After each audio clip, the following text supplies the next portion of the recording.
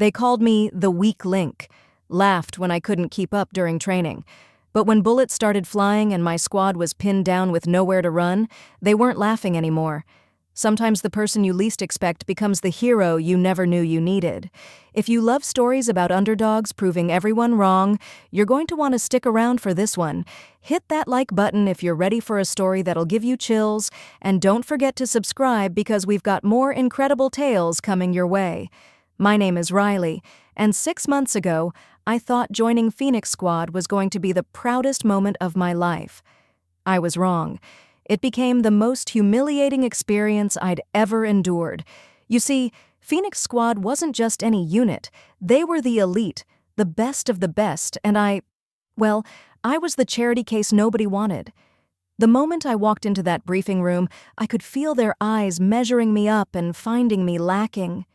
Jake, our squad leader, had this way of looking at you like you were already disappointing him before you'd even opened your mouth. He was everything a soldier was supposed to be, tall, broad-shouldered, with a voice that could cut through steel. Then there was Tommy, built like a tank and twice as subtle, who seemed to think volume was a substitute for intelligence. Cassie, our sniper, was ice-cold precision wrapped in barely concealed contempt. And Alex, the tech specialist, who'd follow the others off a cliff if they told him it was tactical. Me? I was 5'6" on a good day, preferred thinking before shooting, and apparently committed the cardinal sin of not looking intimidating enough for their taste.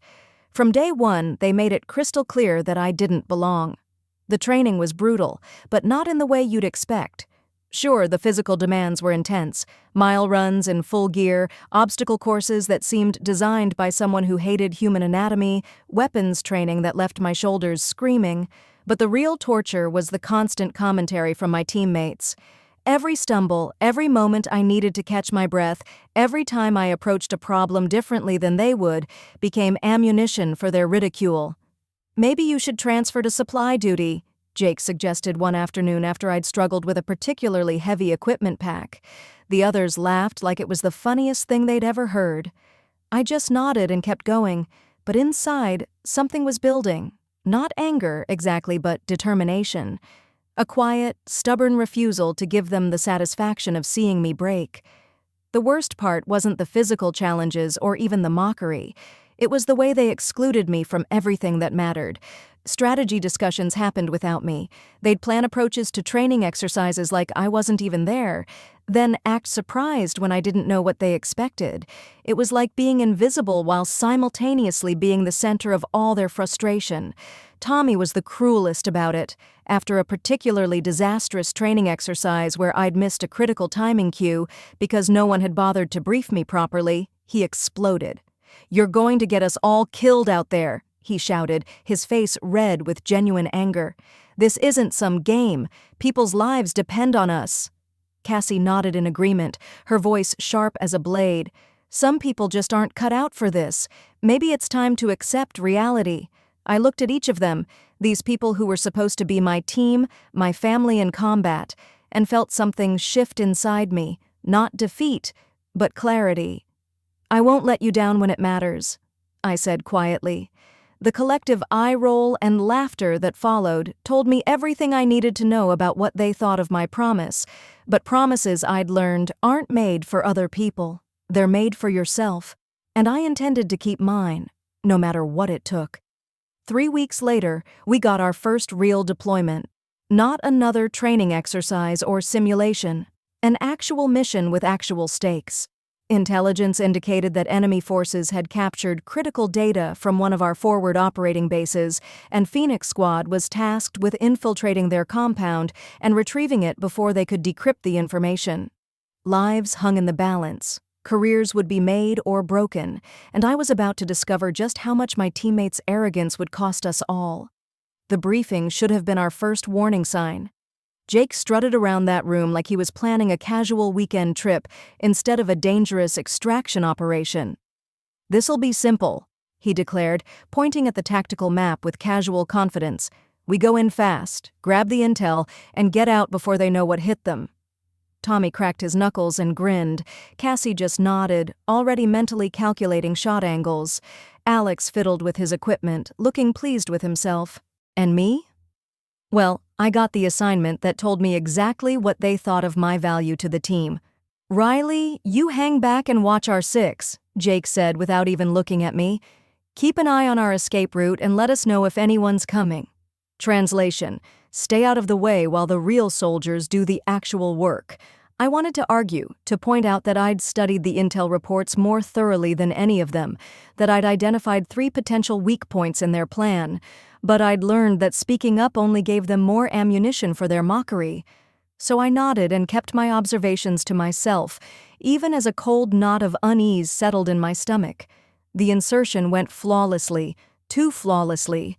We dropped into the compound under cover of darkness, and everything was exactly where intelligence said it would be. The guard rotations, the building layouts, even the location of the data storage unit. It was like someone had handed us a perfect roadmap. That should have been our second warning sign, but my teammates were too busy congratulating themselves to notice. "Like taking candy from a baby," Tommy whispered into his comm as we approached the main building. Jake was practically glowing with satisfaction as he watched Cassie take out perimeter guards with surgical precision. Alex's equipment hummed quietly, jamming local communications with smug efficiency. They moved like they owned the place, their earlier training doubts forgotten in the rush of apparent success. I stayed in position, watching their backs like a good little soldier, but something felt wrong. The shadows seemed too deep, too convenient. Guard rotations were too predictable. It was like someone had designed this whole setup to be just challenging enough to seem real without being actually dangerous. I tried to shake off the feeling. Maybe I was just being paranoid, letting months of self-doubt make me see problems where none existed, but then I saw the movement, just a flicker in my peripheral vision, but definitely human. Someone was positioning themselves in the ruins of an old watchtower, someone who shouldn't have been there according to any of our intelligence reports. My heart started pounding as I realized what I was seeing. We weren't the hunters in this scenario. We were the prey, walking straight into the most perfect trap I'd ever seen. "Contact! Multiple hostiles, all directions." Jake's voice cracked through the comm, his earlier confidence evaporating like smoke. The compound erupted into chaos as enemy fighters emerged from every shadow, every hiding spot we should have checked but didn't. Muzzle flashes lit up the darkness like deadly fireworks, and suddenly my teammates' arrogance transformed into raw, desperate panic. I keyed my radio, trying to warn them about the sniper I'd spotted in the watchtower, but Jake cut me off. "Not now, Riley. We're kind of busy here."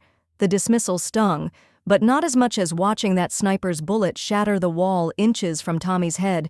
If they'd listened to me 30 seconds earlier, they would have known to avoid that entire corridor. Everything that could go wrong did go wrong, and it happened fast. Tommy, our unstoppable force, made the classic mistake of angry soldiers everywhere.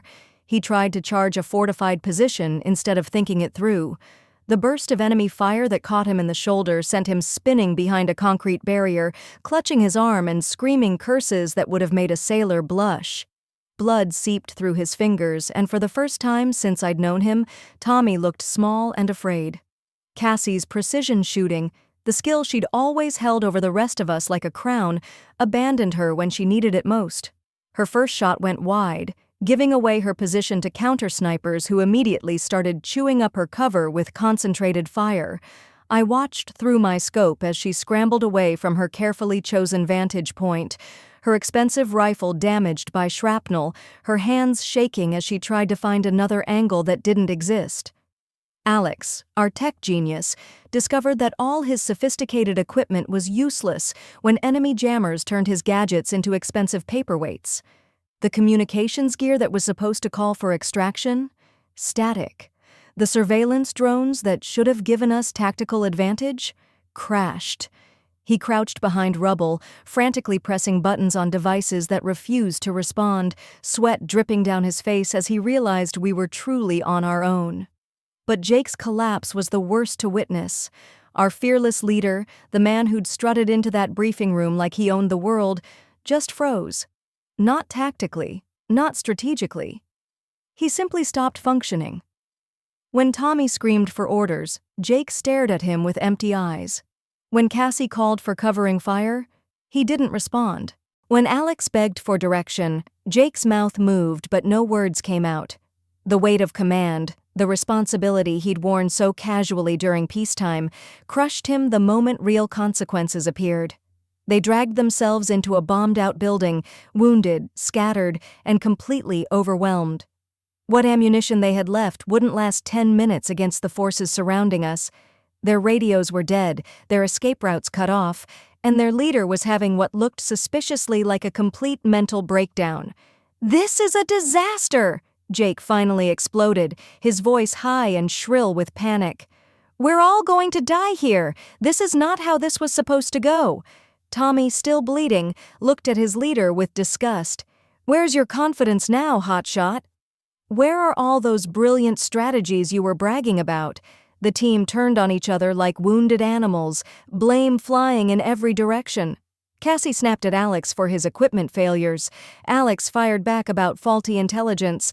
Tommy cursed Jake's leadership while Jake shouted about impossible odds.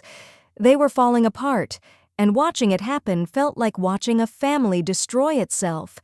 That's when I realized something that changed everything. While they were busy pointing fingers and falling apart, I'd been watching, learning, analyzing, and I'd seen something they'd missed, something that might just save us all. While my teammates screamed at each other, I studied the building we'd taken shelter in, the crumbling walls, the exposed infrastructure, the old blueprints I'd memorized during mission prep that they'd all ignored. This wasn't just any bombed-out structure. It was the remnant of the compound's original sewage treatment facility, complete with a network of maintenance tunnels that connected to the main drainage system. Tunnels too small for most soldiers, but perfect for someone my size. "I think I can get us out of here," I said quietly, interrupting their argument. The laughter that followed was bitter and desperate. Jake looked at me like I'd suggested we sprout wings and fly away. "You? You can't even carry your own gear without falling behind. What exactly do you think you're going to do?" Tommy, still clutching his bleeding shoulder, let out a harsh laugh. "Yeah, right. The girl who gets winded running laps is going to save us all. That's rich." But something in my voice must have cut through their panic because Cassie stopped arguing long enough to actually look at me, really look at me. "What are you talking about, Riley?" I pointed to the exposed pipe system running along what remained of the basement wall. "Those maintenance tunnels run under the entire compound. The enemy positioned themselves perfectly to trap us on ground level, but they didn't account for what's underneath. I can move through those passages, come up behind their positions, and create an opening for you to escape." The silence that followed was different from their usual dismissive quiet. This was the silence of people realizing that their last hope was the person they'd spent months treating like dead weight. Jake shook his head slowly. "Those tunnels, they're probably flooded or collapsed or filled with—" "They're not," I interrupted, my voice steadier than I'd ever heard it. I checked the structural reports. The water table here is too low for significant flooding, and the concrete reinforcement means they're probably intact. It's dangerous, yes, but it's our only shot." Alex looked up from his broken equipment. "Even if the tunnels are clear, how do you plan to take out trained soldiers? No offense, but you're not exactly our heavy hitter." That stung, but I'd moved beyond caring about their opinions. "I don't need to be a heavy hitter. I need to be smart, quiet, and small enough to move where they can't follow me. While you four have been competing to see who could be the loudest and strongest, I've been learning how to think 3 steps ahead." Jake stared at me for a long moment, and I could see the exact instant his pride gave way to desperate hope. "Fine," he said through gritted teeth. "But if you get us killed—" "You're already dead if we stay here," I pointed out. "At least this gives us a chance." The truth was, I was terrified.